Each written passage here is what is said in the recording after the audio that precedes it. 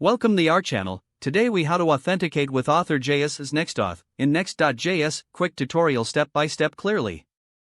To authenticate with Auth.js using NextAuth in Next.js, start by installing the necessary packages.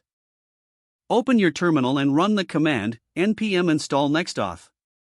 Once the installation is complete, create a new folder called pages/API if it doesn't already exist.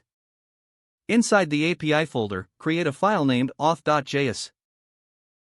Next, import NextAuth and the authentication providers you'll use in your application. For example, if you want to use Google, import Google Provider from the NextAuth/providers package. In the Auth.js file, export a default function using NextAuth. Pass in an options object that includes the providers you imported. For Google, you'll need to add its client ID and secret to the options object. You can retrieve these credentials from the Google Developers Console. Once your options object is set up, define the pages object within the options if you want to customize your authentication flow. To enable session management, you can configure the session strategy in the options object as well. Next, set up environment variables for your credentials by creating a .env.local file in your project root. Add your Google client ID and secret in the format nextauth_Google_ID and nextauth_Google_secret. Now, navigate to your Next.js app and create a new page for authentication. You can use the built-in sign-in and sign-out functions from NextAuth in your components.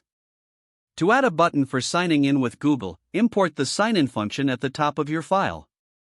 Create a button in your JSX and attach the sign-in function to its on-click event. To manage user session state, use the useSession hook from NextAuth. Display user information conditionally based on whether a user is logged in or not.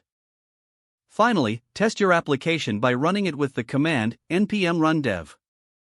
Your authentication flow should now be functional, allowing users to sign in with Google using NextAuth in your Next.js application. If the page does not load, refresh the browser or try again in a private or incognito window.